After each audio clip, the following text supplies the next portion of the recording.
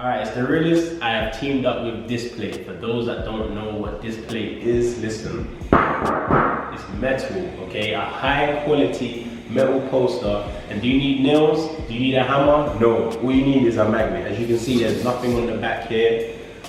I got my 2 magnet stickers. I got my 2 magnets. I'm going to show you guys how to apply this to your wall. Very simple, very easy. There's loads of designs on the website, especially for gaming. So make sure you head to Displate, and there's a link in the description right now. Okay, so the first thing we're going to do is wipe the surface of where you want to put your display. So it's going to give it a little wipe, a little clean, and you have to wait 10 minutes for it to completely dry before you move on to the next stage. Now the wall is dried, we've applied our protective leaf and our magnet. Yeah, it's not perfect, but it's the realest channel, and you'll see the final result, which is what that matters. So, done that one off camera. I'm going to show you on camera. You've got your protective leaf paper, and you've got the protection paper behind. You're just going to peel this brown piece of paper away without ripping it. I've got heavy hands, so this is a challenge. There you go. Now I'm going to apply that to the wall, right about here. Ooh. Ooh. No panic, no panic, no panic. There we go. Peel off the little blue film that's on the magnet. Attach that right there in the middle. Give that a little push. On the website, you can build your own collections with all your favorite things. My favorite rapper is Kendrick Lamar. So when I typed in his name on the Displate site, the damn album came on. So here we go.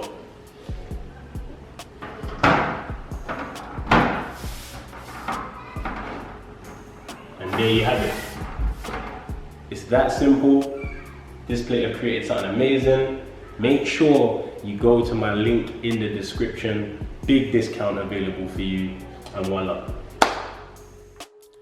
So you've seen one of the displays that I've decided to put up on the wall in my house, but if you go to my profile on Displate's website, you can see my further collections. I wish I could play basketball, which is a fact. My home, worldwide landmarks, these are all things of my interest, so you can see my entire collection on displate.com. Welcome back to the realest channel. Yeah, a big smile on my face because it's not a topic that everyone wants to talk about. It's not a topic that I want to talk about, but at the same time, it is a part of my history. It is a part of why I am where I am today, a very major part actually, of why I'm in the position I am today. As much as it's linked to a defeat, we need to talk about it, and I decided it's time to talk about it. The reason why is I'm not ashamed of my past. I'm not ashamed of the journey that I have taken, and yeah, I just thought it's something to share with you guys, something new. So we're gonna talk about my last amateur fight. Well, it's not my last amateur fight, that's a lie. It's my last amateur defeat, the last guy to beat me as an amateur. He actually beat me on 2 different occasions. So one being in the semi-finals of the ABAs in 2018, I believe. Yeah, and then, hold on, 2017, Jesus, 2017. Oh yeah, because by 2018, I was already a pro. Yeah, 2017, so he beat me in the English ABA semi-finals in 2017. And then he also defeat me in England versus the Army in 2018, February of 2018, before I turned pro in June. So yeah, that's what we're gonna talk about today, and it's the only fight on YouTube of me as a senior amateur. So only video that I've stumbled across anyway, and it's uploaded by the official England Boxing channel, and it's managed to bang 317,000 views. So come on. Probably the most popular video on the channel in history, and there's been some legends on there. Nigel Benn, Joe Calzaghe, you can go on and on. Yeah, we're gonna basically react to my fight and the defeat and how much I learned from it. Obviously not enough, because he ended up beating me again, but I did learn from it. I promise. So going into 2017, this was my first season back after a hiatus from boxing. I had a couple years out. I had an injury that I thought I would never allow me to go back into the ring. And then even when that passed and I was deemed okay to fight again, I still... Sorry, I know I'm talking, but this top, I'm looking wham right now. I'm not gonna lie, this is my protein base layer, khaki green, my color. I'm looking wham, I'm feeling in shape. Anyway, you know what to do with that. Link right there. Anyway, back to the story. So after having some time off from the ring, I had an injury. I decided, you know what, I don't think I'm gonna box again. Doctor said, yeah, it's cool, you can. But then I was kind of like, you know what, I don't even want to go back to boxing. I've been boxing at that point for about 12 years. And I was like, you know what, I'm bored of it now. I want to do something else. So previously, when I felt like that as a kid, my dad would be like, nah man, like, I know what's best for you, I know what's good for you, you're my son, you're talented, you're not gonna waste this opportunity, you're gonna box. But this was the first time I feel like he as a parent matured with me maturing as a child. So he was like, you know what, cool, if that's what you want to do, don't box. And I was kind of weird because I was like, I'm not even being forced into it, this is kind of lit. I was like, yo, this is all right, actually free now, I can do my own thing. So I had a couple years out, and then I watched the Rio 2016 Olympics where Lawrence Okoli represented Team GB in my weight category. And I was watching it and I was like, you know what, this guy here, he's tall, he's athletic, you know, but I can beat him. Like, I honestly believe that, and I'm just being honest with you guys. I was like, I believe I'm a better boxer than this guy. And it only makes sense because at that point, in all fairness to Lawrence, he only was boxing for about 3 or 4 years. What he achieved is crazy. He only started boxing because of AJ from the 2012 Olympics, and then decided to pick up the sport to then make it to the next Olympics representing his country. So, no, listen, you give people credit where it's due. I don't care weight, if they're the same weight as you, 10 weights below, give the man credit where it's due. With 4 years of boxing experience, 3.5 years of boxing experience, he made the Olympic team whilst I was lounging around doing other things and being lazy. But that does not change the fact that when I saw him, I said, I could beat this guy. Like, after the years of experience, the years I put in, the quality of opponents that I had faced in my time as an amateur boxer before deciding to take time out, I could have beat him. And it motivated me, and it made me say, you know what, I'm going back. I'm going back to this sport because there is something to give. I do have something to give to this sport. And thank God I did, because look, just look at how things change and history has been since 2016. But yeah, so I said, you know what, I'm going back, let's do it. So start training. At this point, I'm a personal trainer. I think I've just met Gib, and I was like, all right, cool, let's go back in. Training. End up fighting in the NABC final, which is like under 21s, basically, national under 21s. I got a bye straight to the final. No one else was in my category. I lost that final. So I went straight into a national final after being out of the ring for about 2 years, 18 months. And in amateur boxing, that's a long time. It's not like pro boxing, you fight 2-3 times a year. It's amateur boxing, you fight often, you got tournaments, you got people are moving. When you stop, people are moving. So I lost, close decision. I believe I won the fight. Don't like getting into all of that anyway. But yeah, I lost. I don't remember if it was split or unanimous, but I lost anyway. It was a close fight. Either way, one argue, whatever. So fast forward now, I'm like, all right, I'm back in the swing of things now. I'm upset. I got that defeat. You know, a fight I should have won. So we go forward now to the ABAs, which is the most prestigious boxing tournament in England.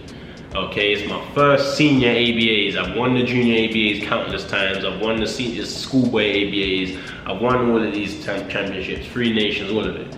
So now it was like, all right, cool, now it's time to do it as a senior. I didn't get a bye all the way through this time. On this occasion, I did have to fight my way through to get to the stages of the quarterfinals, semifinals, and finals. So Quarterfinals, the same weekend. It's all in one weekend. The same weekend as this fight. The day before this fight, I had a fight against a familiar name that you all will be, a name that you all know, Chris Billam-Smith. Chris Billam-Smith, professional now, Commonwealth champion, Commonwealth cruiserweight champion, good fighter. He, obviously at this time, we're just both amateurs trying to grind. The year before, he boxed against Chevron Clark, who defeated him. I don't remember if that was the final. I think it was the final. I think he beat him in the final, I don't know. I think Chevron Clark beat him in the final the year before this. So going into the quarterfinal, I had a hard seed, you could say, because I'm going up against a finalist or semi-finalist or something. But either way, he was up there the year before, and he's obviously gone on to achieve as a professional, and I might beat him again one day. Who knows? We see how that goes. So yeah, Chris Billam-Smith in the quarterfinal, and I beat him, unanimous decision. Good fight. I made the fight harder than it needed to be, in my opinion. Everyone, he might beg to differ, but that's just how life goes. Not getting into that. I made the fight harder than it needed to be, but I won. Fast forward a day, and I'm facing Natty Nkwenga. And he, the year before, also got to the final stages. I believe he was in the semis or the quarters or something. So again, I had another top name in the English division at 91 kilograms. And to be expected, if you want to be national champion, cool, you fight who comes at you. You don't get little easy buys and ways through. So this fight determined who fought Chevron Clark in the final the next day. So I've given you the background story. Now we're gonna get into the fight. So here we go, famous West Ham colours. Round one, let's do it. So I'll come out, take the center of the ring, so just a good start, feeling out process as we call it in boxing. You hear my dad saying relax into it because you can see I'm quite rigid. Couple double jabs again. You see him taking. Now what I've done, look, you see here, I throw an attack, right? As I threw the double jab, he backs away and kind of takes a little bit of time to just evaluate what just happened. And as a fighter, I shouldn't be letting that happen. But again, this is 2017. This is back in the day. We call it back in the day. Yeah. Shouldn't be giving people that amount of time to sit down and kind of like evaluate situations. Like, it's a fight, it's a battle, we should be battling. Double jab. So at the moment I'm winning the round. Nothing great has happened. I'm not annihilating the guy, but I'm winning the round. Oi, hits me with a good right hand there. That's the first good shot he lands in the fight. So I was punching down, open, bam, right hand came straight in the head, deserved that. So you can see he gains confidence from that and starts advancing, coming forward. And he was good at coming in low and compact. That was his thing. I'm back on my jab. Again, hit him good with the jab, but I let him evaluate it. I done it again. I hit him with a nice clean jab. And now look, I let him just kind of, oh yeah, good shot bro. Like no, this shouldn't be happening. But am I frustrated watching it? No, because at the end of the day, on that day in 2017, I done what I could do. I done what I could do, and everyone wants to talk about hindsight. You don't have it, so it's just a matter of that happened on the day. We move on. So you see him here, and there's a head clash, right? Now this head clash changes everything. Everything. It doesn't look like a lot on camera, but you see him kind of go like that, and I felt it too. And I have never really suffered any injury in the ring before this, more than a nosebleed. So it was like, okay, like it ain't gonna affect me. Let's keep watching. So the referee says watch your head. If you watch closely, a hematoma, swelling starts developing on the left side of my head. Oh, when he hits it, right there, bang on, which makes it grow like immediately. Immediately it just grows, yeah? So you can see it on camera. If you're looking closely, James will do a little zoom in for all of you anyway, so you can see it. Very messy there, unnecessary, didn't need to happen. Referee sends him off to the neutral corner so the doctor can have a look at the side of my head. I'm surprised, to this day, I'm surprised that England boxing officials let the fight continue. Not like, oh, it's a disgrace. No, it's not. It's just, I'm genuinely surprised. Like, in amateur boxing, they're very, you know, they're a lot softer with these things. And I'm surprised they let the fight continue with that injury. But I guess at the time when the doctor checked it, it wasn't that bad. So, and this was, they just put the rules in of no head guards. So that was a whole new thing as well. He's gained confidence looking at the fact that I'm damaged. To see your opponent damaged in some sort of way right in front of you, it obviously will boost your confidence. Yeah, I'm trying to advance in a little bit. Everything's a bit too big, and that's the end of the round. Go back to my corner, long-term coach Tony Griffiths. Great coach, always allowed me to be the fighter I wanted to be.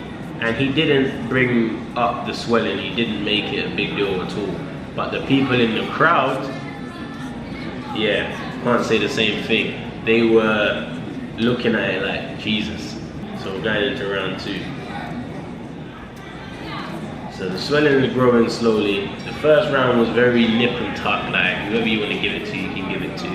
Which most of my defeats as an amateur were, let me just pause this for a second. A lot of my defeats as an amateur, I believe I lost 8 times as an amateur. And a lot of the defeats were very marginal.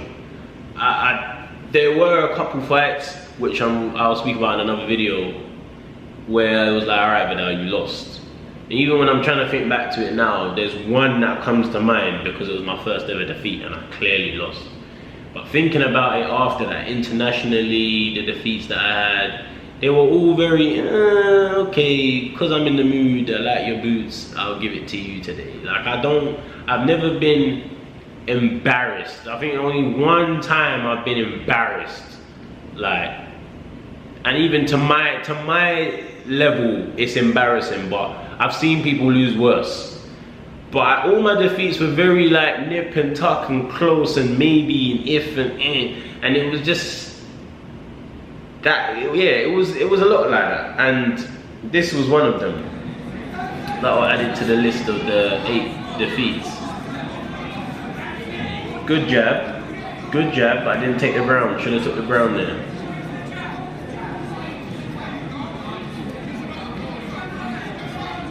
So you see, the fight's very samey. He's reluctant to attack. I'm reluctant to attack. But when I attack, he attacks. When he attacks, I attack. No one's really taking the initiative here. Meanwhile, my head is growing. I'm growing a 3rd head whilst this is all happening. My dad's saying like, come on man, pick the pace up. Can't you see the fight's close? Like, you can tell the fight is close. 6 minutes in now. You can hear people saying step it up, which was my thing. I didn't step it up. Which is why, that's what I mean, it's great to see progress, because in my last fight, I hear all these things, you know what I mean? Like, you hear all these experiences, which is why in my last fight, I threw the most punches in the last round, because that whole step it up, push the pace, all comes back to you, all experiences. I threw like 82 punches in the last round of my last fight against Abdullah, because I hear these things, pick up the pace, like you're used to hearing these things for years. And I could have comfortably won that last round without throwing many punches, but it's just a matter of improvement and where you've come from and what you know. Pick up the pace.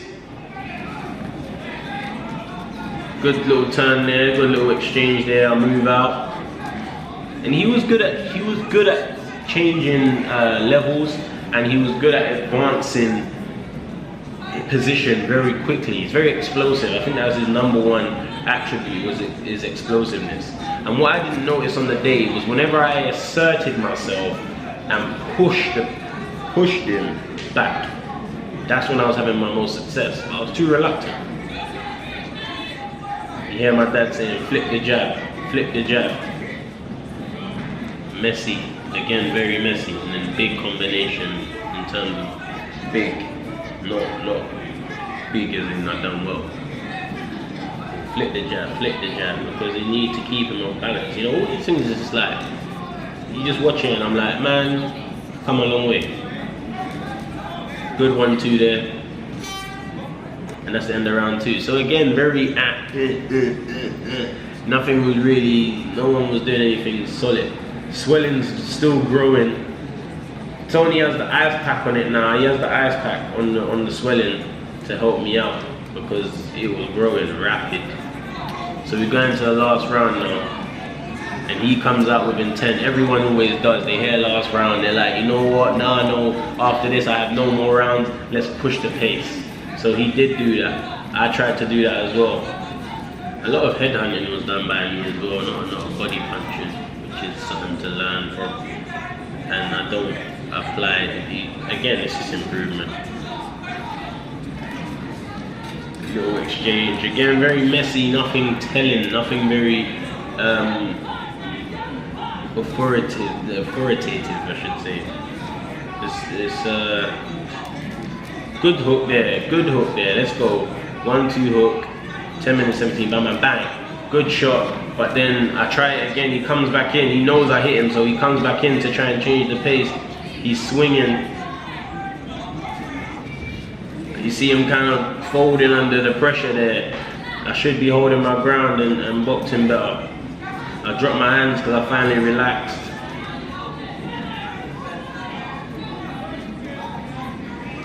Fight's very close. Oh, I think we had another head clash there. So, oh, you can see my head. Look at the clip there. You can see my head is growing again.